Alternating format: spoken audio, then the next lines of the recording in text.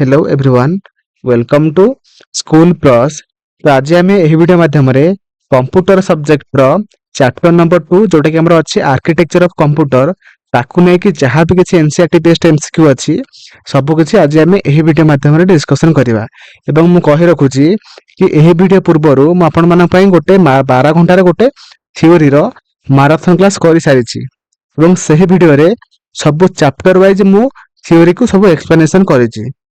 जदि आपण मैंने देखी ना जाकि देखंतु एवं यही वीडियो माध्यम रे आपण मानक पई एमसीक्यू डिस्कशन करिवे एवं सही एमसीक्यू को लेके जहाँ भी किसी कॉन्सेप्ट थिबो ताकू मध्ये आपण मानक पाखरे प्रेजेंटेशन करिवे।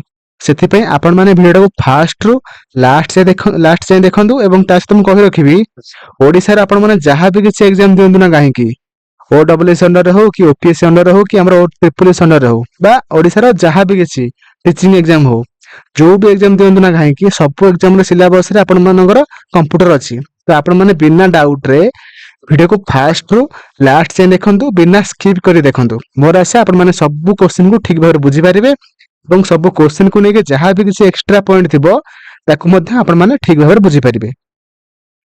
एवं कहि रखुची कि आपण माने ओडिसा रो जहाँ भी माने मेन एग्जाम कोन RST JT BED city police रे सब एग्जाम फायरमैन आरआई एआरआई ओमेन एसएफएस सब तो एग्जाम आपण माने दोछन ना कंबाइन है कि तो सब आपण माने देखि पारथिबे सब सब्जेक्ट माने सब एग्जाम रो सिलेबस कंप्यूटर निहाती अछि।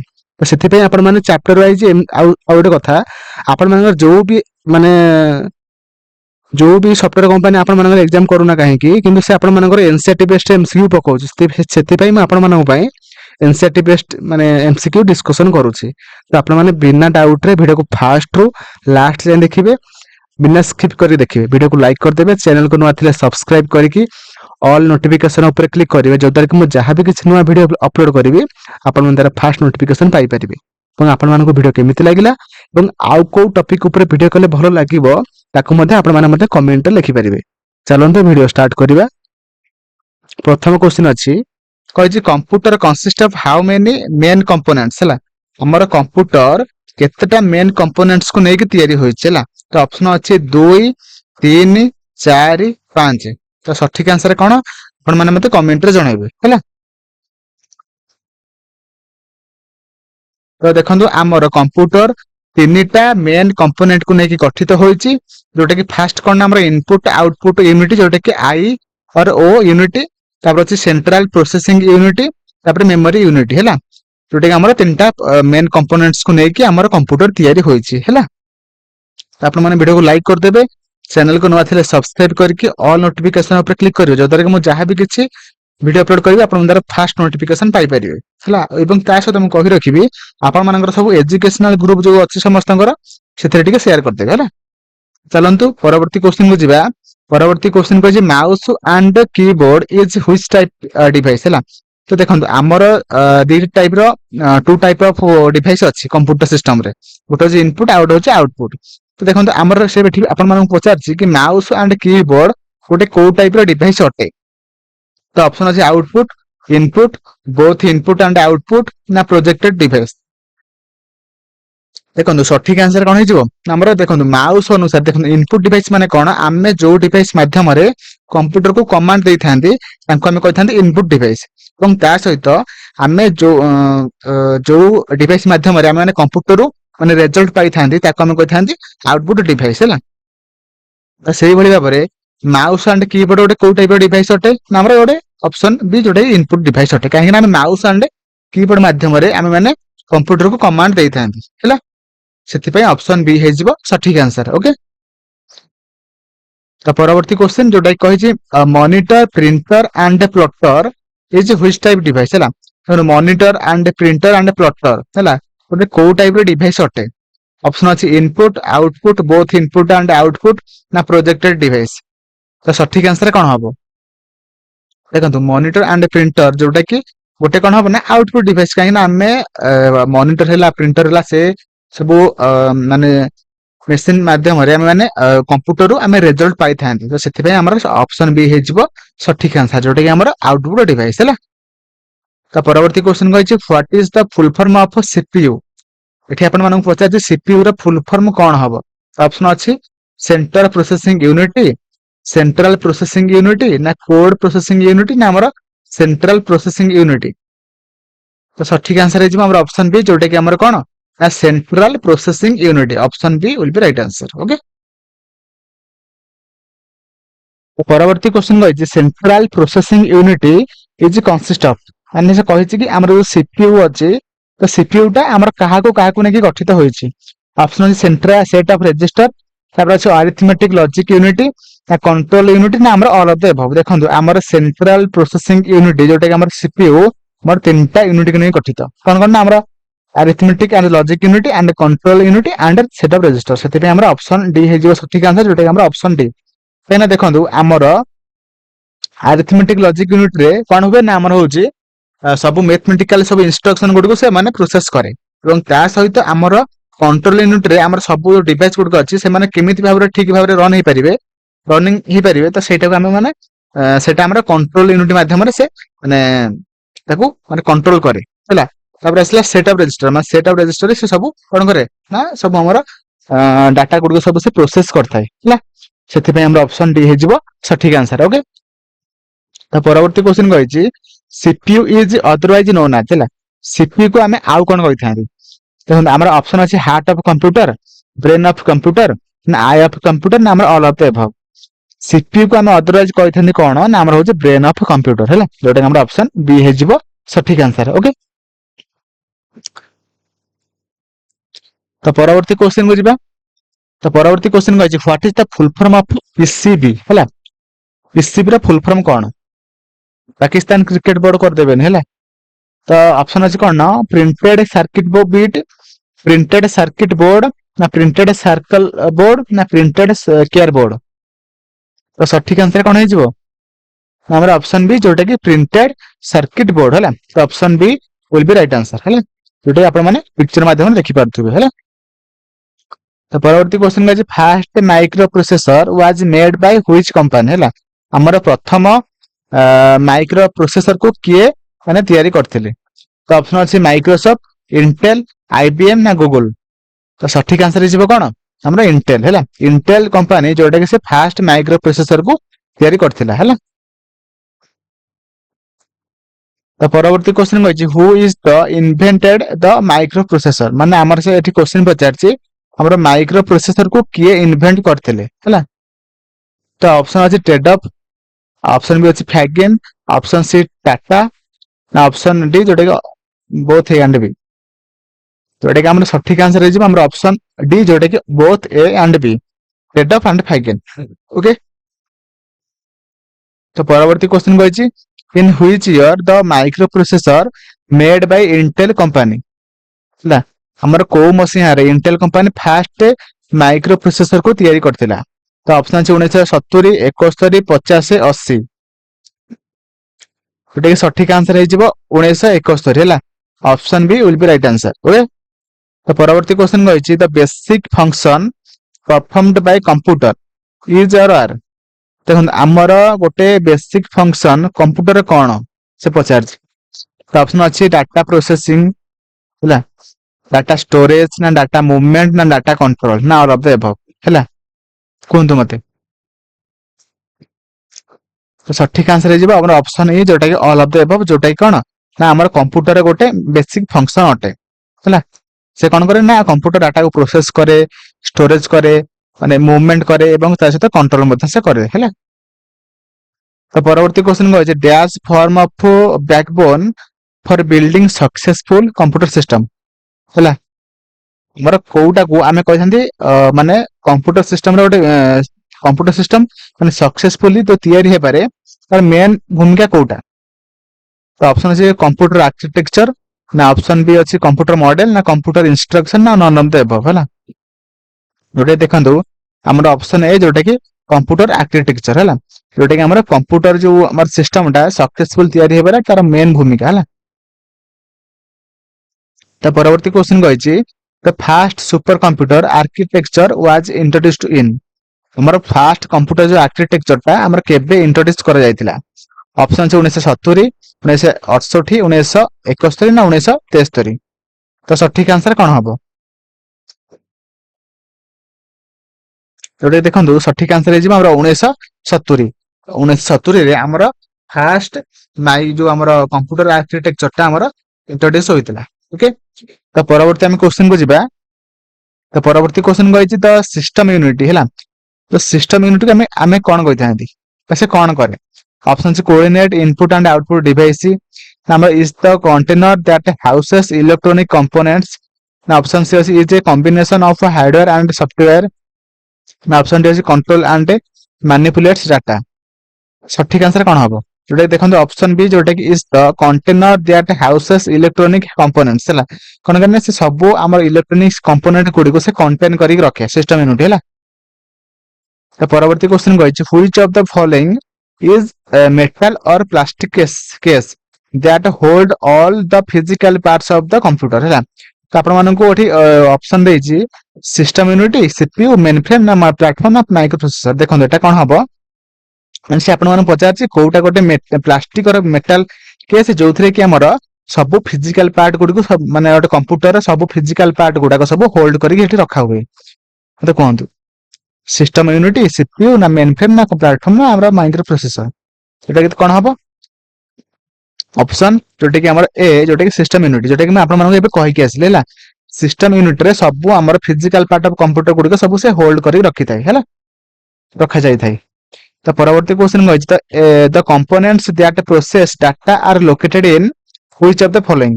माने से आपण मानक क्वेश्चन पचार कि हमर हमर कंप्यूटर हला को कंपोनेंट जोटा कि से डाटा को प्रोसेस करे एवं ता सहित से माने लोकेटेड मध्ये से करे। तो देखो आमर ऑप्शन अच्छी input devices, output devices, system unity ना स्टोरेज कंपोनेंट्स ना आमर एक्सपेंशन बोर्ड। हमर को डिवाइस जोटा कि माने प्रोसेस करे। तो सठिक आंसर है हमर ऑप्शन सी जोटा कि सिस्टम यूनिटी सब हमर डाटा को से कोन करे हमर माने प्रोसेस करे एवं गोटे जगह से लोकेटेड करके से रखि थाए हला।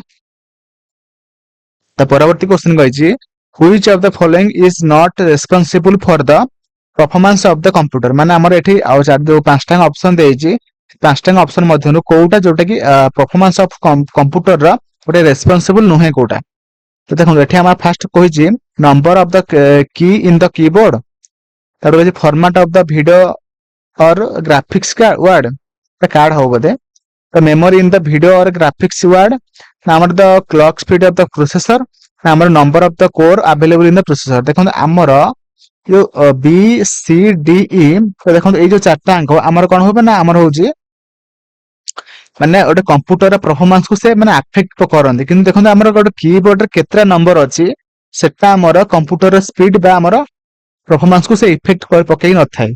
सेति पय हमर ऑप्शन ए हे जिवो सठिक आंसर हैला।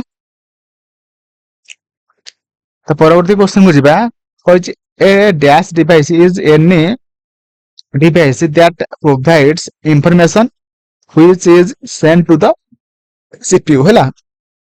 हमर को डिवाइस जोटा कि से कोन करे ना CPU को इंफॉर्मेशन गुड सब सेंड करे।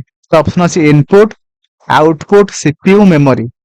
तो सठिक आंसर कोन हिच माने हमर इनपुट हैला। तो ऑप्शन है जोटा कि इनपुट जोटा कि से कोन करे ना सब इंफॉर्मेशन गुडा को से कोन करे ना CPU को माने सेंड करे हैला। तो परवर्ती क्वेश्चन कहिछि which of the following includes as a type of input हैला। हमर जो पांचटा ऑप्शन मध्ये कोडा का माने एज ए गोटे इनपुट भाबरे हम नै परिबा। ऑप्शन अछि data, programs, commands, user response ना ऑल ऑफ द अबव। कोन हबो? हमरा ऑल ऑफ द अबव काहे ना हम सब डाटा हैला, प्रोग्राम हैला, कमांड हैला, यूजर रेस्पॉन्स हैला हम सब को हम इनपुट भाबरे नै परिबा हैला। तो परवर्ती क्वेश्चन कहिछि information that comes from external source and fed into computer software is called हैला। देखो आमर एठी कहिछि को हम इन्फॉर्मेशन गुडा सब हम जो एक्सटर्नल सोर्सेस माध्यम रे हम कंप्यूटर को इनपुट देइ थान बा हम कंप्यूटर को देइ थान ताको हम कोन कहि थान। ऑप्शन अछि output, input, throw out, report and progress. सठिक आंसर कोन हबो? हमर जेबो इनपुट हैला। Option B will be right answer. आपण मानको से सेम गोटे ही आंसर हबो किंतु आपण मानको क्वेश्चन टा बुले की पचारछला आपण सेटा क्वेश्चन को भलो भाबरे बुझिबे और सेही अनुसार माने क्वेश्चन करिवे हैला। काना सेम टाइप रो सब एग्जाम रो मध्ये हमर सिलेबस टा एक अछि किंतु हमर कंप्यूटर जो क्वेश्चन आसीबार वेटा चेंज होउछ हैला। ସେଥିପାଇଁ ଆପଣମାନେ ଦେଖିକି କରିବେ ଆଉ। ପରବର୍ତ୍ତୀ କ୍ୱେଶ୍ଚନ କହିଛି this unit sent the processed result to the user.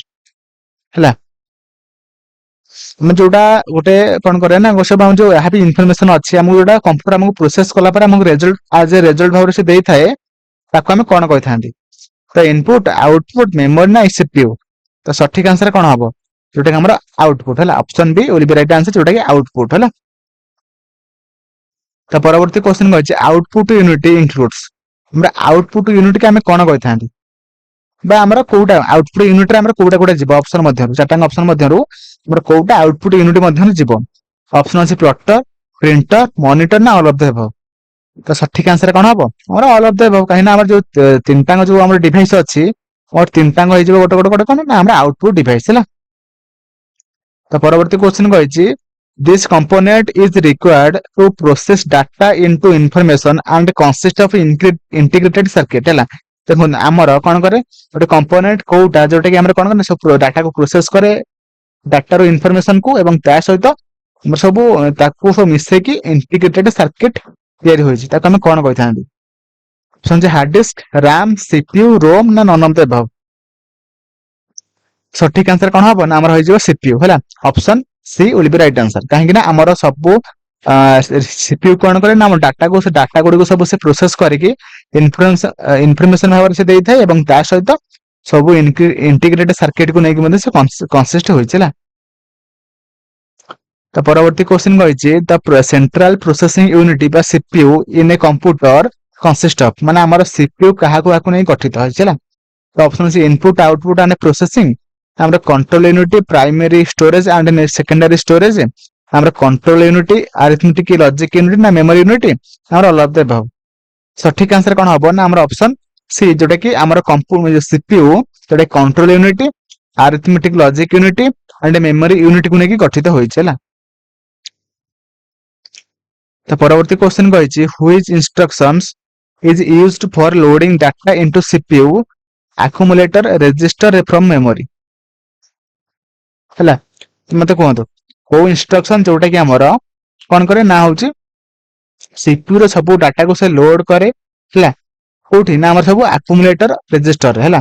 ଆମ ସବୁ ମେମୋରିରୁ ନେଇକି ସବୁ ଡାଟା ଗୁଡିକୁ ସେ ଆକୁମୁଲେଟର ରେଜିଷ୍ଟରରେ ସବୁ ସେ ଲୋଡ କରେ। ତ କୋଉ ଇନଷ୍ଟ୍ରକ୍ସନ ମାଧ୍ୟମରେ? ତ ଅପସନ ଅଛି ଲୋଡ, ଷ୍ଟୋରେଜ, ମେସିନ ନା ଆକ୍ସେସ? ତ ସଠିକ ଆନ୍ସର ହେଇଯିବ କଣ ନା ଆମର ଅପସନ ଯୋଉଟା କି ଲୋଡ ହେଲା। ଲୋଡ କଥା କହିଥିଲା ନା, ସେଥିପାଇଁ ଲୋଡ ହେଇଯିବ ହେଲା। ଲୋଡ ଇନଷ୍ଟ୍ରକ୍ସନ ମାଧ୍ୟମରେ ସେ ସବୁ ଡାଟା ଗୁଡିକୁ ସବୁ ଲୋଡ କରିବ ହେଲା। ତ ପରବର୍ତ୍ତୀ କ୍ୱେଶ୍ଚନ କହିଛି where does computer add and compare data? ଆମର କୋଉ ଠି ଆମର ସବୁ କମ୍ପ୍ୟୁଟର ଡାଟା ଗୁଡିକୁ ସବୁ ମିଶା ଯାଇଥାଏ ଏବଂ ତା ସହିତ କମ୍ପେୟାର ମଧ୍ୟ କରାଯାଇଥାଏ? କୁହନ୍ତୁ ମତେ। ଅପସନ ଅଛି hard disk, floppy disk, CPU chip ନା ମେମୋରି ଚିପ୍? ତ ସଠିକ ଆନ୍ସର ହେଇଯିବ କଣ? ଅପସନ ସି, ଯୋଉଟା କି ସିପିୟୁ ଚିପ୍ ହେଲା। ଓକେ, ତ ପରବର୍ତ୍ତୀ କ୍ୱେଶ୍ଚନ କହିଛି ଏଟା ତ ମୁଁ ଆପଣମାନଙ୍କୁ କହିଥିଲି ଏବେ, ଆପଣମାନେ ମତେ କମେଣ୍ଟରେ ଜଣାନ୍ତୁ ହେଲା କି ଆମର ବ୍ରେନ୍ ଅଫ କମ୍ପ୍ୟୁଟରକୁ ଆମେ କଣ କହିଥାନ୍ତି? କିବୋର୍ଡ, ମାଉସ, ସିପିୟୁ ନା ପ୍ରିଣ୍ଟର? ହେଲା, ମତେ କମେଣ୍ଟରେ ଜଣେଇବେ। ତ ପରବର୍ତ୍ତୀ କ୍ୱେଶ୍ଚନ କହିଛି CPU is fabricated as a single integrated circuit which is known as? ହେଲା, ସିପିୟୁ ଟା କଣ ହେଇଛି ନା ଗୋଟେ ସିଙ୍ଗଲ ଇଣ୍ଟିଗ୍ରେଟେଡ ସର୍କିଟରେ ସେ କଣ ଫେବ୍ରିକେଟ ହେଇକି ଅଛି, ତାକୁ ଆମେ କଣ କହିଥାନ୍ତି ସିପିୟୁ ମଧ୍ୟରେ? ତ ଅପସନ ଅଛି ମଦରବୋର୍ଡ, ମାଇକ୍ରୋ ପ୍ରୋସେସର, ଆମର ALU ନା CU? ସଠିକ ଆନ୍ସର କଣ ହବ? ଯୋଉଟା କି ଆମର ମାଇକ୍ରୋ ପ୍ରୋସେସର ହେଲା। ମାଇକ୍ରୋ ପ୍ରୋସେସର ଗୋଟେ କଣ ନା ଆମର ଗୋଟେ ସିଙ୍ଗଲ ଇଣ୍ଟିଗ୍ରେଟେଡ ସର୍କିଟ ଯୋଉଟା କି ଆମର ସିପିୟୁ ମଧ୍ୟରେ ଫେବ୍ରିକେଟ ହେଇକି ଅଛି ହେଲା। The CPU chip used in computer is partially made of ହେଲା।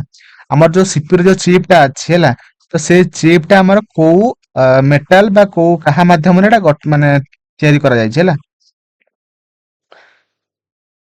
ତ ଅପସନ ଅଛି କପର, ଆଇରନ୍, ଗୋଲ୍ଡ, ସିଲିକା।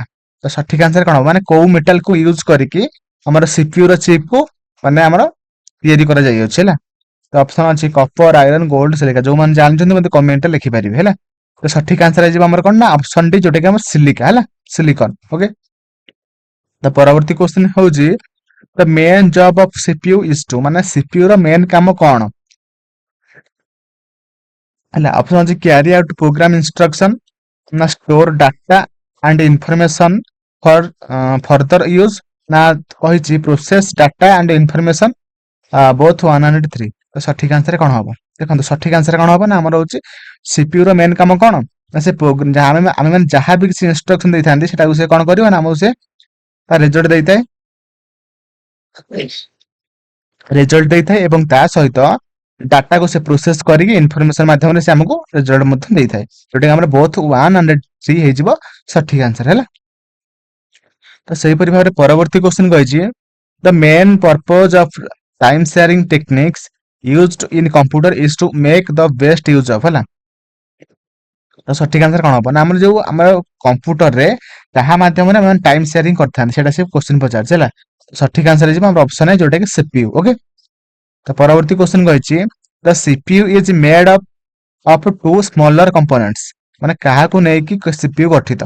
ତ ଅପସନ ଅଛି ଏଏଲୟୁ ଆଣ୍ଡ ସିୟୁ ନା ଏଏଲୟୁ ଆଣ୍ଡ ରାମ ନା ରାମ ଆଣ୍ଡ ରୋମ ନା ରାମ ଆଣ୍ଡ ସିୟୁଜି। ତ ସଠିକ ଆନ୍ସର କଣ ହବ ଯୋଉଟା କି ଆପଣମାନଙ୍କୁ ମୁଁ ପ୍ରଥମ ଭିଡିଓରେ କହିସାରିଛି କି ସିପିୟୁ ଆମର କାହାକୁ କାହାକୁ ନେଇକି ଗଠିତ ହୋଇଛି ହେଲା। ତ ସଠିକ ଆନ୍ସର ହେଇଯିବ କଣ ଅପସନ ଏ ଯୋଉଟା କି ALU and CU arithmetic logic unit and control ୟୁନିଟକୁ ନେଇକି ଆମର ସିପିୟୁ ଗଠିତ ହେଲା। ତ ପରବର୍ତ୍ତୀ କ୍ୱେଶ୍ଚିନ କୁ ଯିବା। ପରବର୍ତ୍ତୀ କ୍ୱେଶ୍ଚିନ କହିଛି the CPU comprises of control memory and dash units ହେଲା। ଆମର ସିପିୟୁ ହେଲା, ସିପିୟୁ ରେ କଣ ଅଛି ନା କଣ୍ଟ୍ରୋଲ ୟୁନିଟ ଅଛି ଆଉ ମେମୋରି ୟୁନିଟ ଅଛି ଆଉ କଣ ଅଛି। ତ ଅପସନ ଅଛି ମାଇକ୍ରୋ ପ୍ରୋସେସର ଆରିଥମେଟିକ ଅର ଲଜିକ ନା ଆଉଟପୁଟ ନା ରୋମ ନା ଇନପୁଟ। ତ ସଠିକ ଆନ୍ସର ହେଇଯିବ କଣ ଆମର ଅପସନ ବି ଯୋଉଟା କି ଆରିଥମେଟିକ ଆଣ୍ଡ ଲଜିକ ୟୁନିଟ ହେଲା। ତ option B will be right answer. The ପରବର୍ତ୍ତୀ କ୍ୱେଶ୍ଚିନ କହିଛି what is the responsibility of the logical unit in the CPU of a computer ହେଲା। ଆମର ସିପିୟୁ ଆମର ଯୋଉ କମ୍ପ୍ୟୁଟର ସିପିୟୁ ଅଛି ହେଲା ଆମ ଲଜିକାଲ ୟୁନିଟ ର କାମ କଣ ହେଲା। ତ ଅପସନ ଅଛି ଟୁ ପ୍ରଡ୍ୟୁସ ରେଜଲ୍ଟ ନା ଟୁ କମ୍ପେୟାର ନମ୍ବରସ ନା to control flow of information ନା ଟୁ ଡୁ ମ୍ୟାଥ ୱାର୍କ ନା ନନ୍ ଅଫ ଦ ଏଭବ। ତ ସଠିକ ଆନ୍ସର କଣ ହବ? ତ ସଠିକ ଆନ୍ସର କଣ ହବ ନା ଆମର ହଉଛି ଆମର ଲଜିକାଲ ୟୁନିଟ କଣ କରେ ଆମର ସବୁ ସେ କମ୍ପେୟାର କରେ ନମ୍ବର ମାନଙ୍କ ମଧ୍ୟରେ ସେ କମ୍ପେୟାର କରିଥାଏ ହେଲା। ତ ଅପସନ ବି ହେଇଯିବ ସଠିକ ଆନ୍ସର ହେଲା। ତ ପରବର୍ତ୍ତୀ କ୍ୱେଶ୍ଚିନ କହିଛି which unity of computer helps in communication between the memory and the arithmetic logical unity ହେଲା। ଆମର କମ୍ପ୍ୟୁଟର ମାନେ କୋଉ ୟୁନିଟ ଯୋଉଟା କି ଆମର କଣ କରେ ନା ଆମର ହଉଛି ମେମୋରି ୟୁନିଟ ଆଣ୍ଡ ତା ଯୋଉ ଆମର ଆରିଥମେଟିକ ଲଜିକାଲ ୟୁନିଟ ଅଛି ସେମାନଙ୍କ ମଧ୍ୟରେ ସେ କମ୍ୟୁନିକେସନ କରିଥାଏ। ତ ଅପସନ ଅଛି ସିଏମୟୁ ସିସିୟୁ ୟୁପିଏସ୍ ସିପିୟୁ ନା ଏଏଲୟୁ କୋଉଟା କରେ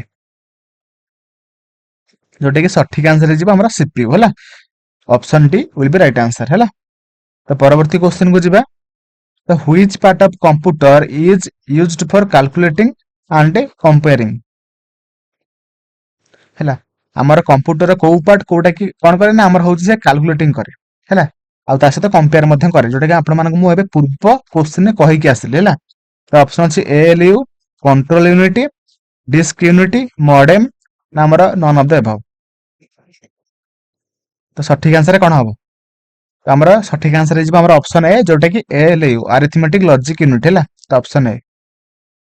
ତ ପରବର୍ତ୍ତୀ କ୍ୱେଶ୍ଚିନ କହିଛି pick the one that is used for logical operations or comparison such as less than equal to greater than extra ଯୋଉଟା କି ଆମେ ମାନେ କହିପାରିବା କମ୍ପାରିଜନ କରିଥାଏ ହେଲା। କି କରିଥାଏ ଆମର ହଉଛି ଏଏଲୟୁ। ଆପଣ ମାନଙ୍କୁ ଦେଖନ୍ତୁ ଦେଖନ୍ତୁ ଏଏଲୟୁ ତ ଅଛି ସିୟୁ ଅଛି କିନ୍ତୁ ଆପଣ ମାନଙ୍କୁ କ୍ୱେଶ୍ଚିନ ବିଭିନ୍ନ ପ୍ରକାରର ସେ ପଚାରୁଛି ବିଭିନ୍ନ ୱେରେ ସେ ପଚାରୁଛି। ତ ସେଇଭଳିଆ ପରୀକ୍ଷାରେ ସିଲାବସ ଟା ସେମ ଅଛି କିନ୍ତୁ କ୍ୱେଶ୍ଚିନ ଯୋଉ ପଚାରୁଛି ସେଟା ବିଭିନ୍ନ ୱେରେ ପଚାରୁଛି। ଆପଣ ଯେତେ ଏମସିକ୍ୟୁ ବା ଏନସିଆରଟି ବେସ୍ଡ ଏମସିକ୍ୟୁ ପ୍ରାକ୍ଟିସ କରିବେ ସେତେ ଆପଣମାନଙ୍କ ନଲେଜ ଟା ଆହୁରି ବଢିବ ହେଲା କି। ସେଇ ଟାଇପର ମାନେ ମ୍ୟାଥ ହଉ ରିଜନିଂ ହଉ ବା ଯାହାବି କିଛି ହଉ ନା କାହିଁକି ଆମ ମାନଙ୍କର ସିଲାବସ ଟା ସେମ ଅଛି କିନ୍ତୁ ଯୋଉ କ୍ୱେଶ୍ଚିନ ଟା ଆସୁଛି ବିଭିନ୍ନ ୱେରେ ଆସୁଛି ଆପଣ ମାନେ ବୁଝିବା ଦରକାର ହେଲା କି। ସେଥିପାଇଁ ଆପଣ ମାନେ ଭିଡିଓକୁ ଫାଷ୍ଟ ରୁ ଲାଷ୍ଟ ଯାଏଁ ଦେଖନ୍ତୁ। ଓକେ, ତା ପରବର୍ତ୍ତୀ କ୍ୱେଶ୍ଚିନ ଅଛି ହ୍ୱାଟ ଡଜ୍ ଏଏଲୟୁ ଇନ କମ୍ପ୍ୟୁଟିଂ ଡିନୋଟ୍ସ ହେଲା। ଏଏଲୟୁ ର ଫୁଲ ଫର୍ମ କଣ ସେ ପଚାରିଛି ହେଲା। ଦେଖନ୍ତୁ ମୁଁ ଆପଣମାନଙ୍କ କମ୍ପ୍ୟୁଟରରେ ସବୁ ଫୁଲ ଫର୍ମକୁ ନେଇକି କ୍ଲାସ କରିସାରିଛି ଯାଇକି ଦେଖନ୍ତୁ ପ୍ଲେ ଲିଷ୍ଟ ଆଭେଲେବୁଲ ଅଛି ହେଲା।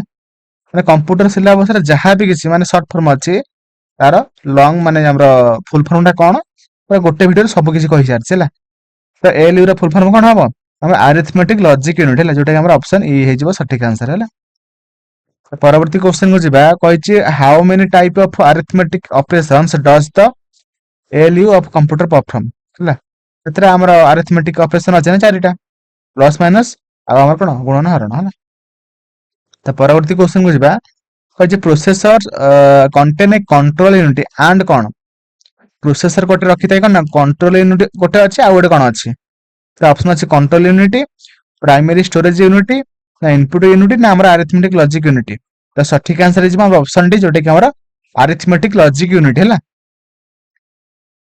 तो परवर्ती क्वेश्चन को जिबा कहिछि which of the following execute the computer commands हैला हमर चारटांग ऑप्शन मध्य कोउटा कोन करे ना हमर कंप्यूटर जहा हम माने जहा भी कमांड दियंती सेटा से एग्जीक्यूट करे तो ऑप्शन अछि arithmetic unit logic unit both 1 and 2 ना कंट्रोल यूनिट कोन हबो ना ऑप्शन सी जोटे कि हमरा अरिथमेटिक यूनिट एंड तास द लॉजिक यूनिट दीटा को हमर कोन करे ना कंप्यूटर में माने जहा भी किछि कंप्यूटर को कमांड दियंती सेटा से एग्जीक्यूट करथाय हैला तो option C will be right answer okay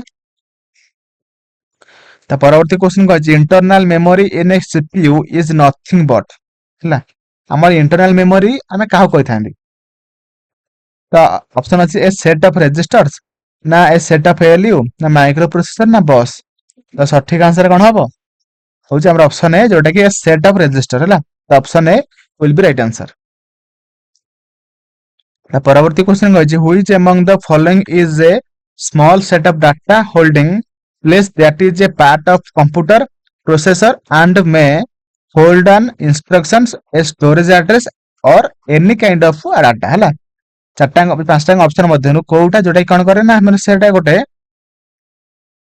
गोटे कोन हमरा गोटे small set of data holding place हैला जोथरे हम कोन करंती हमर होची सब इंस्ट्रक्शन स्टोरेज एड्रेस एवं ता सहित आउ अन्य सब डाटा गुडी सब हेटी स्टोर हेक रही थाए सेटा हम कोन कहि थांती हैला तो ऑप्शन अछि रजिस्टर 1 बस एड्रेस प्रोसेसर तो सठिक आंसर हे हमर कोन ना हमर ऑप्शन ए हे जिवो सठिक आंसर जोटे हमर रजिस्टर हैला तो परवर्ती क्वेश्चन कहिछि person of CPU that coordinates the activities of all the other computer components is the हैला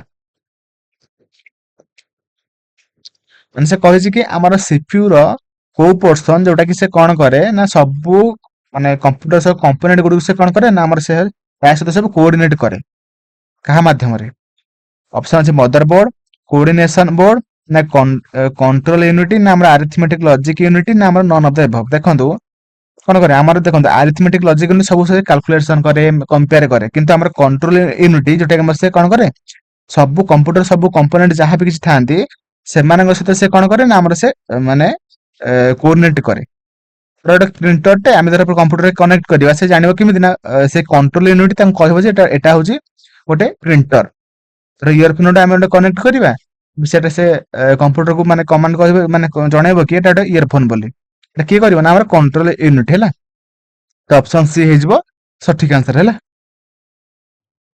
तो परवर्ती क्वेश्चन अछि which among the following is an important circuit in a computer system that direct the operation of the processor हैला हमर से कहिछि कि कोन करे ना हमर गोटे कोउटा कंप्यूटर गोटे इंपोर्टेंट सर्किट जो हा माध्यम रे कंप्यूटर कोन डायरेक्ट ऑपरेशन करे हैला तो ऑप्शन अछि memory address bus accumulator ALU control unit तो सठिक आंसर कोन हबो हमरा ऑप्शन ई जोटे कि कंट्रोल यूनिट हैला जोटे कि मैं कहि के आसिल हैला तापर कहिछि the part of computer that coordinates all its function is called हैला कंप्यूटर रो सबु कोन पार्ट्स गुड सब जो कोऑर्डिनेट होई थाए फंक्शन गुड के मध्य रे रो जहां भी किछि कंपोनेंट हमर कंप्यूटर थाए सेरा सब कोन होना तांकर कार्य अनुसार सब से फंक्शन करथां हैला तो सेटा किए समान सबु माने कंपोनेंट माध्यम रे से कंपोनेंट मध्य रे से कोऑर्डिनेट करे किए को यूनिट ऑप्शन अछि ROM system board arithmetic logic unit ना कंट्रोल यूनिट ना हमर नन ऑफ द अबव जोटा हम एबे आपन मन कहि के आसली जोटा कि हमर ऑप्शन डी कंट्रोल यूनिट हैला तो परवर्ती क्वेश्चन कहिछि the control unit controls all unit by generating ହେଲା। ତ ଅପସନ ଅଛି control signal, timing signal, transfer signal ना कमांड सिग्नल। ହେଲା कौन हम कंट्रोल यूनिट कौन करे ना सब यूनिट को से कंट्रोल करे माने कौन को से जनरेट करके कौन करके ना हमरा ऑप्शन है जोटे कंट्रोल सिग्नल देगी से सब कंपोनेंट गुडी को से कंट्रोल करथे हैला। ऑप्शन है विल बी राइट आंसर। ता परवर्ती क्वेश्चन कहिछि control unit of a digital computer is often called the ହେଲା कंट्रोल यूनिट डिजिटल कंप्यूटर माने कंट्रोल यूनिट को हमें कौन कहथांदी जोटा कि हमें कहथांदी नर्व सेंटर हैला। ऑप्शन बी एटा अपन माने मन रखिबे कि हमर कंट्रोल यूनिट को हम माने कौन कहथांदी हमें कहथांदी नर्व सेंटर हैला। तो option B will be right answer. तो परवर्ती क्वेश्चन अछि who invent the fast micro processor हैला। हमर माइक्रो प्रोसेसर को फास्ट किए इन्वेंट करथिले। तो ऑप्शन अछि विंट सर्फ, टरेंस पर्सिवाल, जॉन अकाउली, टेडअप। तो सठिक आंसर कौन हम जोटा कि मैं आपण मानक फास्ट चैप्टर कहि सारथिले हैला। तो ऑप्शन डी जोटा कि टेडअप जे कि हमर माइक्रो प्रोसेसर को से फास्ट इन्वेंट करथिले हैला।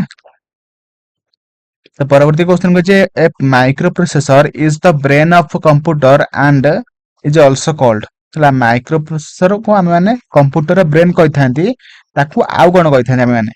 तो ऑप्शन अछि micro chip, macro chip, macro processor, calculator, software. तो सठिक आंसर है हमरा ऑप्शन है जोटा कि माइक्रो चिप हैला। तो परवर्ती क्वेश्चन कहिछि microprocessor can be used to make micro processor को हम माने कोन पय यूज करथांती। तो ऑप्शन अछि computer, digital system, calculator, all of the above ना नन ऑफ द एबव। देखंतु सठिक आंसर है हमरा ऑप्शन डी हैला। माइक्रो प्रोसेसर को हम माने कंप्यूटर यूज करथांती, डिजिटल सिस्टम रे मध्ये हम माने यूज करथांती एवं ता सहित कैलकुलेटर हैला।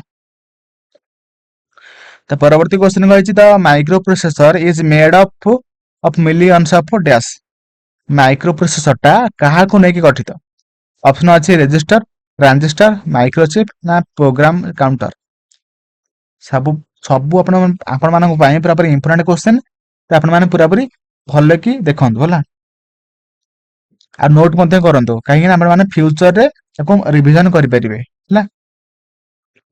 तो ऑप्शन अच्छी ऑप्शन बी जोटा कि हमर transistor set of made of millions of transistor को नै कि हमर माइक्रो प्रोसेसर तयारी होइछला।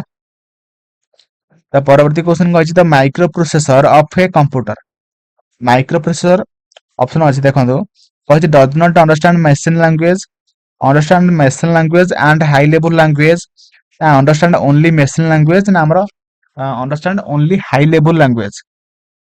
देखंतु हमर कंप्यूटर जो हमर अछि कंप्यूटर रे माइक्रो प्रोसेसर सेटा हमर केवल मशीन लैंग्वेज से माने बुझिता हैला। सेति पे हमर ऑप्शन सी हे जिवो सठिक आंसर जोटा कि हमर अंडरस्टैंड ओनली मशीन लैंग्वेज माने कोन ना 0 1 ताको हम कहथान मशीन लैंग्वेज हैला माने कहथान बाइनरी लैंग्वेज बाइनरी कोड हैला। हमर जो माइक्रो प्रोसेसर टा हमर से केवल मशीन लैंग्वेज की मशीन लैंग्वेज ही से माने बुझिता हैला। तो परवर्ती क्वेश्चन कहिछि memory unit that communicates direct with the CPU is called memory unit जोटा कि कोन करे ना हमर डायरेक्टली से जो सीपीयू सहित कोन करे ना जो माने कम्युनिकेट करे हैला ताको हम कोन कहथांदी से मेमोरी को हम कोन कहथांदी। ऑप्शन अछि मेन मेमोरी, सेकेंडरी मेमोरी ना हमर ऑक्सिलरी मेमोरी ना रजिस्टर। तो सठिक आंसर है हमर कोन मेन मेमोरी हैला। मेन मेमोरी बोली से सीपीयू सहित डायरेक्ट कम्युनिकेट करि पारु छिला। ता परवर्ती क्वेश्चन कहि CPU रिट्राइव्स it's data and instruction from CPU हमर कोठु सब इंस्ट्रक्शन आ डाटा गुडो सब रिट्राइव करे माने आनी थे कोठु। तो ऑप्शन अछि secondary memory, auxiliary memory, main memory ना ऑल ऑफ द अबव। जोटा कि ऑप्शन सी हे जिवो सठिक आंसर जोटा कि हमर मेन मेमोरी हैला। सीपीयू सब डाटा एंड इन्फॉर्मेशन गुडी सब से मेन मेमोरी रो आनी थाए हैला। परवर्ती क्वेश्चन कहिछि which computer memory is used for storing programs and data currently being processed by CPU हैला। माने हमर सीपीयू जहाँ भी किछि सब कोन करे प्रोग्राम को प्रोसेस करे जहाँ भी डाटा को से प्रोसेस करे सब से कोठी सब स्टोर करी रखे। तो ऑप्शन अछि mass memory, internal memory, non volatile memory,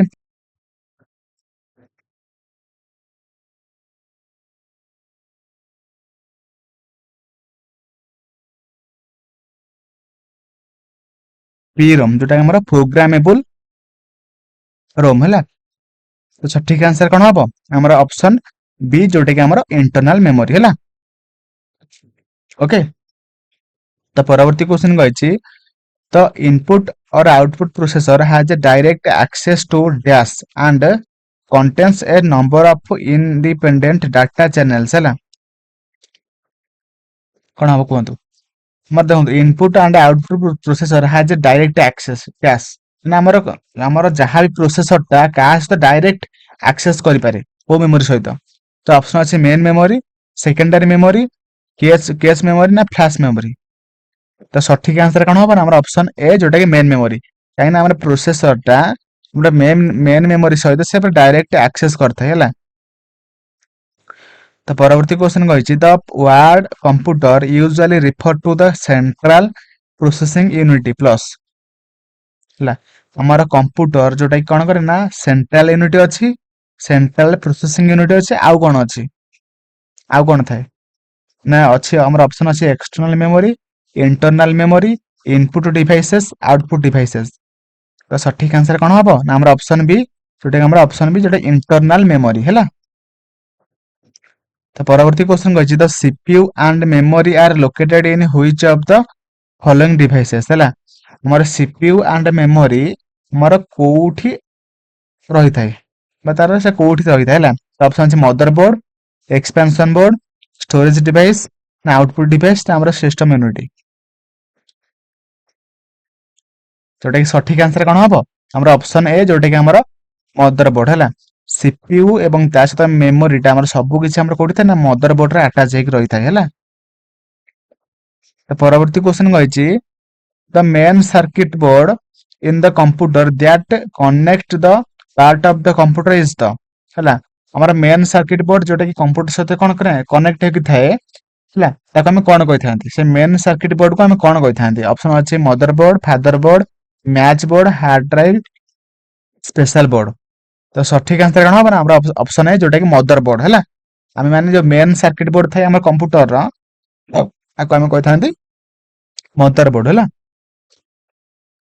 कही personal computers used A number of chips mounted on a main circuit board. What is the common name for such board है। देखो से कही कि आमर जो कंप्यूटर है जो पीसी मानकर कौन हुए ना बहुत सारा चिप गुड़िक सब गोटे बोर्ड उपरे कौन होता है ना लगे थाए गोटे बोर्ड एमती थाए चारिकोणिया बोर्ड ता ऊपर सब आम चिप गुड़ा सब लगे थाए। तो से पचार कि से बोर्ड को आम कौन कही था। तो ऑप्शन अच्छे daughter board, mother board, board board none of the above है।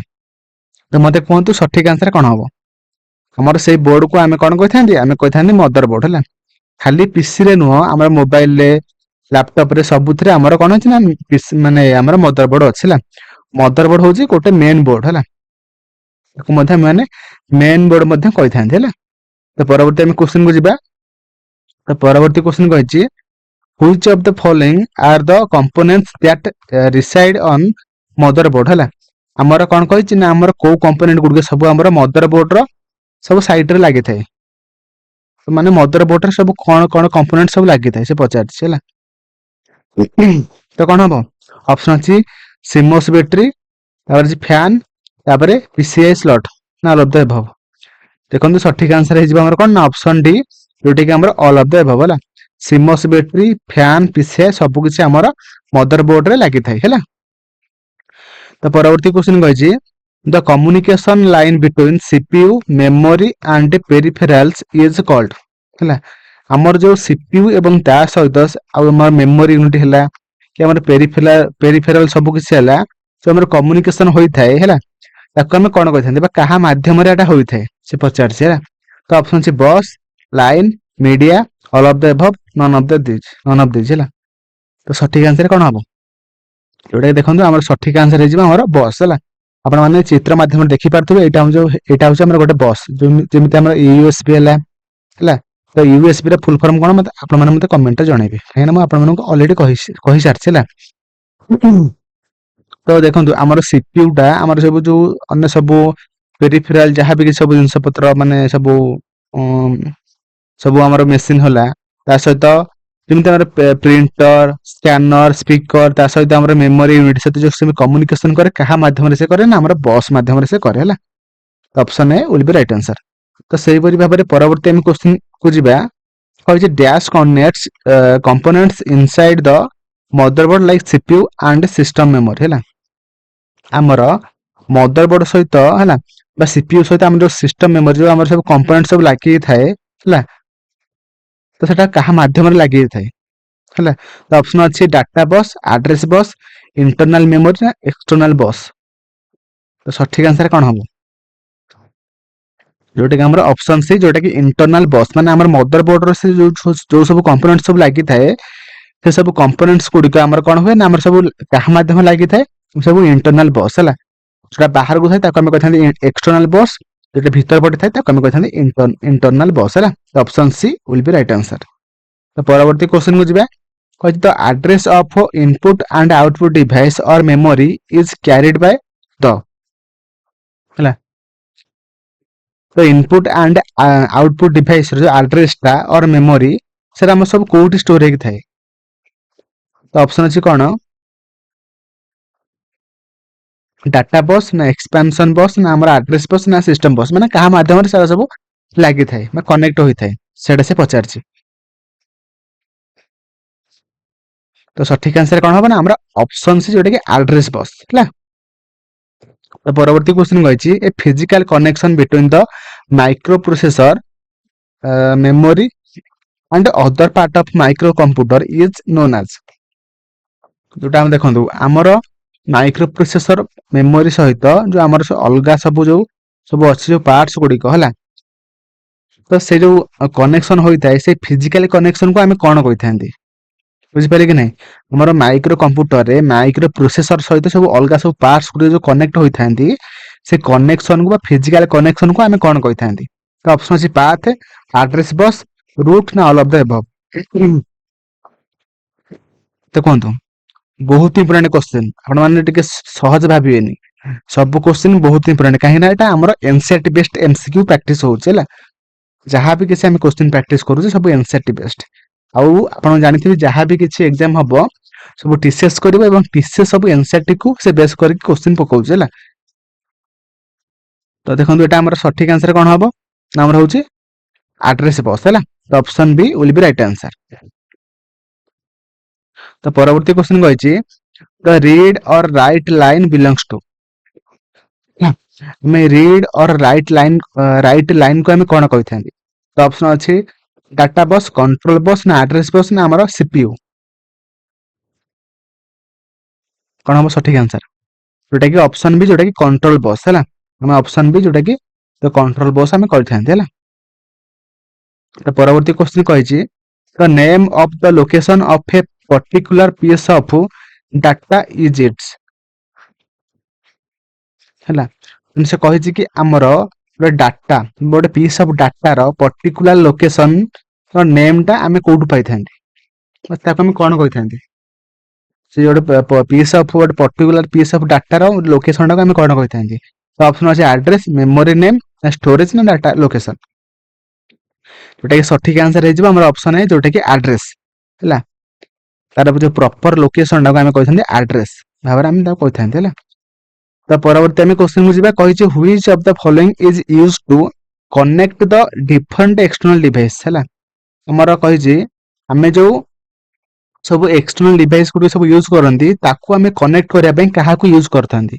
ତ ଅପସନ ଅଛି address bus, data bus, control bus ନା ଏକ୍ସଟର୍ନାଲ ବସ୍। ତ ସଠିକ ଆନ୍ସର କଣ ହବ? ଯୋଉଟା କି ସଠିକ ଆନ୍ସର ହେଇଯିବ କଣ ଆମର ହେଇଯିବ ଅପସନ ଡି, ଯୋଉଟା କି ଏକ୍ସଟର୍ନାଲ ବସ୍। ଯୋଉଟା କି ଆପଣମାନଙ୍କୁ ମୁଁ ଏବେ କହିକି ଆସିଲି କି ଆମର ସବୁ ଏକ୍ସଟର୍ନାଲ ଡିଭାଇସ ଯାହା ବି କିଛି ଥିବ ସେଗୁଡିକୁ ସବୁ ମାନେ ଯୋଉ କନେକ୍ଟ କରନ୍ତି ସେଟା ସବୁ ଆମର ଏକ୍ସଟର୍ନାଲ ଡିଭାଇସ, ଏକ୍ସଟର୍ନାଲ ବସ୍ ମାଧ୍ୟମରେ ତାକୁ ଆମେ କନେକ୍ଟ କରିଥାନ୍ତି ହେଲା। ତ ପରବର୍ତ୍ତୀ ଆମେ କ୍ୱେଶ୍ଚିନ୍ କୁ ଯିବା। କହିଛି ହୁଇଚ୍ ଇଜ ନଟ୍ ଆନ୍ ଇଣ୍ଟିଗ୍ରାଲ ପାର୍ଟ ଅଫ କମ୍ପ୍ୟୁଟର। ଆମର ଚାରିଟାଙ୍କ ଅପସନ ମଧ୍ୟରୁ ଆମର କୋଉଟା ଯୋଉଟା କି ଆମର गोटे कंप्यूटर इंटीग्राल पार्ट रे जाऊ नाही तो ऑप्शन अछि सीपीयू माउस मॉनिटर यूपीएस तो सठिक आंसर कौन हम जोटा कि हमर ऑप्शन डी जोटा कि यूपीएस है यूपीएस रे फुल फॉर्म कौन आपण माने मते कमेंट रे जणांतु समस्त आपण माने जानि थिबे तो ता परवर्ती question कहिछि a device that not only provides surge protection but also furnish the computer with battery backup power during a power outage मान जेतेबेले हमर करंट पळे कंप्यूटर को हमर किए पावर जोगै थाय और टेम्पररी पीरियड पई हमर कंप्यूटर को किए पावर जोगै थाय सेटा से पचार छी तो ऑप्शन अछि battery strip UPS surge strip ना हमर यूएसबी ना मेमोरी देखो तो हमर यूएसबी रो कोन हबो ना फुल फॉर्म कोन हबो ना अनइंटरप्टेड पावर सप्लाई जोटा कि हमर कोन होबे ना हमर कंप्यूटर जेतेबेले हमर करंट पळे सेतेबेले यूपीएस माने कंप्यूटर को टेम्पररी किछि समय पय से माने पावर बैकअप जोगै थाय हैला तो ऑप्शन बी हे जिवो सठिक आंसर ओके तो परवर्ती हम क्वेश्चन को जिबा कहचे temporary storage area attach to the computer for input output operation is हैला माने से कहि कि हमर कंप्यूटर रे जोटा टेम्पररी स्टोरेज एरिया जोटा कि हमर कोथि पय हमर काम होइते ना हमर सीपीयू सहित अटैच हेके थाए ଏବଂ सेटा हमर इनपुट एंड आउटपुट ऑपरेशन ने काम देइ थाए तो सेई टेम्पररी स्टोरेज एरिया को हम कोन कहिथांदी ऑप्शन अछि टीपी बफर रजिस्टर ना कोर सेई हमर सीपीयू जोटा हमर जो थाए टेम्पररी स्टोरेज एरिया तो सेई टेम्पररी स्टोरेज एरिया को हम कोन कहिथांदी ना हमर ऑप्शन बी हे जिवो सठिक आंसर जोटा कि हमर बफर बफरटा हो हमर सीपीयू रे अटैच हेके थाए जोटा कि हमर इनपुट आउटपुट ऑपरेशन ले काम देइ थाए हैला तो परवर्ती question कहिछि to measure the speed of the processor dash is used ହେଲା हमर प्रोसेसर रो स्पीड को जो हम मेजर करंती हम को यूनिट को यूज करके हम माने ताको यूज करथांती माने मैपी थांती तो ऑप्शन अछि processing speed clock speed memory ना यूनिटी सठिक आंसर कोन हबो देखो सठिक आंसर हे ऑप्शन बी जोटा क्लॉक स्पीड है हमर जो प्रोसेसर सब थाए कंप्यूटर रे तार स्पीड को आम मेजर करबा गले हम माने को यूनिट को हम यूज करथान ना हमर क्लॉक स्पीड है तो option B will be right answer परवर्ती क्वेश्चन कहिछि a uniform interval of CPU time allocated for use in performing a task is known as माने हमर जो कोन होय सीपीयू रे माने यूनिफॉर्म इंटरवल हम सेट करथांती गोटे टास्क को से परफॉर्म करिया पय तो सेई टाइम को सेटा को हम कोन कहिथांती तो ऑप्शन अछि real time seek time down time ना टाइम स्लाइस बहुत इंपोर्टेंट क्वेश्चन तो आपण माने ये नोट करंतु होला तो ऑप्शन डी हे जिवो सठिक आंसर जोटा कि हमर टाइम स्लाइस हैला ताको हम कहिथांती टाइम स्लाइस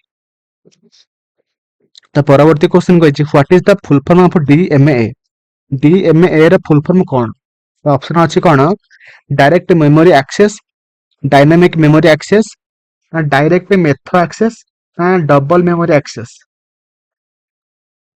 तो सठिक आंसर कोन हबो हमर ऑप्शन ए जोटा कि डायरेक्ट मेमोरी एक्सेस जोटा कि हमर डीएमए रे फुल फॉर्म ओके तो परवर्ती क्वेश्चन कहिछि when machine instructions are being executed by a computer the instruction phase followed by the execution phase is referred as to as हैला जेते बेले कोन होय ना हम जहां भी कंप्यूटर को हम इंस्ट्रक्शन दियंती से इंस्ट्रक्शन जेते बेले से काम रे लागि थाय तो से फेज को हम प्रोसेस को हम कोन कहिथांती तो ऑप्शन अछि program cycle machine instruction instruction cycle ना हमरो टास्क साइकिल कोहंतु मते आपण आंसर जानि छथिबे तथाई मते कोहंतु कि हमर सठिक आंसर कोन हबो जोटा हमर सठिक आंसर हे जिवो ऑप्शन से जोटा कि इंस्ट्रक्शन साइकिल ओके तो परवर्ती क्वेश्चन कहिछि dash is the process of carrying out command हमें देखंतु हमर जोटा भी आमे जहाँ भी किसी कमांड दियंती सेटा जदि काम रे लागि थाय ताको हम कोन कहिथांती से प्रोसेस को हम कोन कहिथांती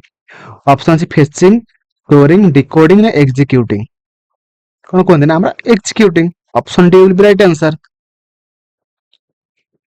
तो परवर्ती क्वेश्चन कहिछि the processor must have two input हैला गोटे प्रोसेसर रो दुटा इनपुट थाय हैला तो कोन कोन ऑप्शन अछि instructions and data information and data ନା ଇନପୁଟ ଆଣ୍ଡ ଆଉଟପୁଟ ନା ସିପିୟୁ ଆଣ୍ଡ ଇନଷ୍ଟ୍ରକ୍ସନ୍ସ? କୁହନ୍ତୁ ମତେ। ଯୋଉ ଦିଟା ଇନପୁଟ ଥାଏ ପ୍ରୋସେସରର ତାକୁ ଆମେ କଣ କହିଥାନ୍ତି? କଣ କହିଥାନ୍ତି ନା ଆମର ଅପସନ ଏ ଯୋଉଟା କି ଇନଷ୍ଟ୍ରକ୍ସନ ଆଣ୍ଡ ଡାଟା। ଅପସନ ଏ ଆମେ ମାନେ ଇନଷ୍ଟ୍ରକ୍ସନ ଟା କାହାର ଦେଇଥାନ୍ତି, କାହାକୁ ଦେଇଥାନ୍ତି? ଡାଟାକୁ ଦେଇଥାନ୍ତି। ଡାଟାକୁ ଆମେ ମାନେ ଇନଷ୍ଟ୍ରକ୍ସନ ୱେରେ ଆମେ ଦେଇଥାନ୍ତି। ଓକେ, ମାନେ ଇନଷ୍ଟ୍ରକ୍ସନ ଆକାରରେ ଆମେ ତାକୁ ଦେଇଥାନ୍ତି କମ୍ପ୍ୟୁଟରକୁ ଇନପୁଟ ହେଲା।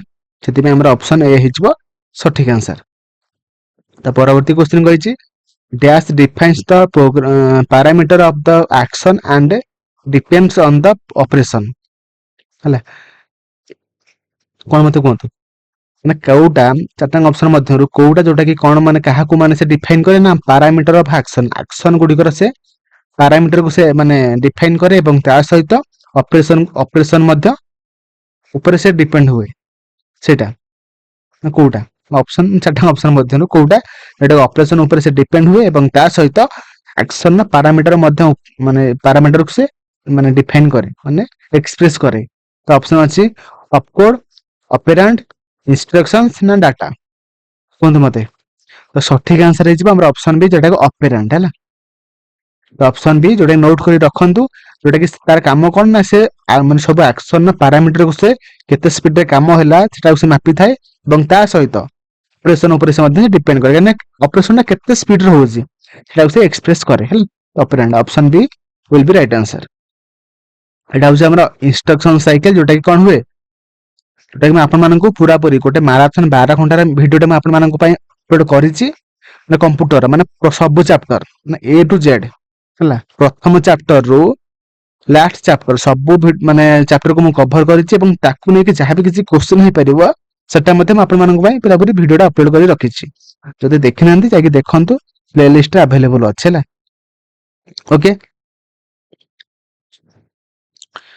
ଏଟା ମୁଁ ଆପଣମାନଙ୍କ ପାଇଁ ପଢେଇ ସାରିଛି, ଆଉ କହୁନାହିଁ।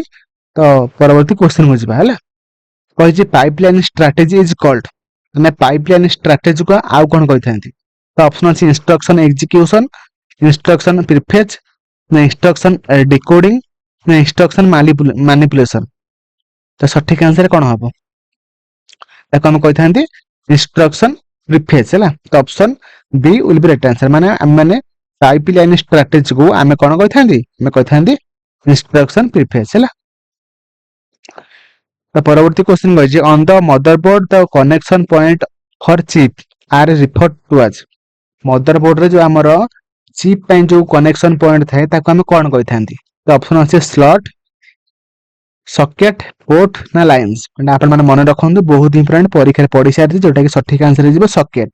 ଓକେ, ତ option B will be right answer. ମାନେ କୋଉଟା କୋଉଥିପାଇଁ ବା କୋଉ ମାଧ୍ୟମରେ ଜଏଣ୍ଟ ହୋଇଥାଏ ବା କନେକ୍ଟ ହୋଇଥାଏ ସେଟା ଆପଣ ମାନେ ଲେଖି ରଖନ୍ତୁ। ଓକେ, ତା ପରବର୍ତ୍ତୀ କ୍ୱେଶ୍ଚିନ୍ କହିଛି a temporary storage area attach to the CPU for input output operation is a? ମୁଁ ଆପଣମାନଙ୍କୁ କହିକି ଆସିଛି, ଆପଣ ମତେ କମେଣ୍ଟରେ ଜଣେଇବେ ହେଲା। ତ ପରବର୍ତ୍ତୀ କ୍ୱେଶ୍ଚିନ୍ କହିଛି computer understand instruction only in term of 0 and 1 which is called, ମାନେ ଯୋଉ ଆମର କମ୍ପ୍ୟୁଟର କାହାକୁ ବୁଝେ ନା କେବଳ 0 କୁ ବୁଝେ and 1 କୁ ବୁଝେ। ସେ ଦିଟାଙ୍କୁ ଯୋଉ ବୁଝେ ତାକୁ ଆମେ କଣ କହିଥାନ୍ତି? ତ ଅପସନ ଅଛି ଏଟା କମ୍ପ୍ୟୁଟର ଲାଙ୍ଗୁଏଜ, ନା ମେସିନ ଲାଙ୍ଗୁଏଜ, ନା ଇଲେକ୍ଟ୍ରିକ ଲାଙ୍ଗୁଏଜ, ନା ଆମର ଇଲେକ୍ଟ୍ରୋନିକ ଲାଙ୍ଗୁଏଜ? ଏଟା କି ସଠିକ ଆନ୍ସର ହେଇଯିବ ଆମର ଅପସନ ବି, ଯୋଉଟା କି ମେସିନ ଲାଙ୍ଗୁଏଜ। 0 and 1 କୁ ଆମେ ଆଉ କଣ କହିଥାନ୍ତି? ଆମେ କହିଥାନ୍ତି ବାଇନାରୀ ଲାଙ୍ଗୁଏଜ କହିଥାନ୍ତି। ତାକୁ ମଧ୍ୟ କହିପାରିବା କଣ ନା ଆମର ମେସିନ ଲାଙ୍ଗୁଏଜ ହେଲା। ବୁଝିଲା? ତ option B will be right answer. Okay, ତ ତାପରେ ଆମର ହାର୍ଡୱେର ଅଫ କମ୍ପ୍ୟୁଟରକୁ ନେଇକି ଯାହା ବି କିଛି ସବୁ ଆମର MCQ ହେଇପାରିବ ସବୁ କିଛି ମୁଁ ଆପଣମାନଙ୍କୁ ନେକ୍ସଟ ଭିଡିଓରେ ଡିସ୍କସନ କରିବା। ଓକେ, ତ ଆଜି ପାଇଁ ଏତିକି ଥିଲା, ଦେଖା ହବ ନେକ୍ସଟ ଭିଡିଓରେ।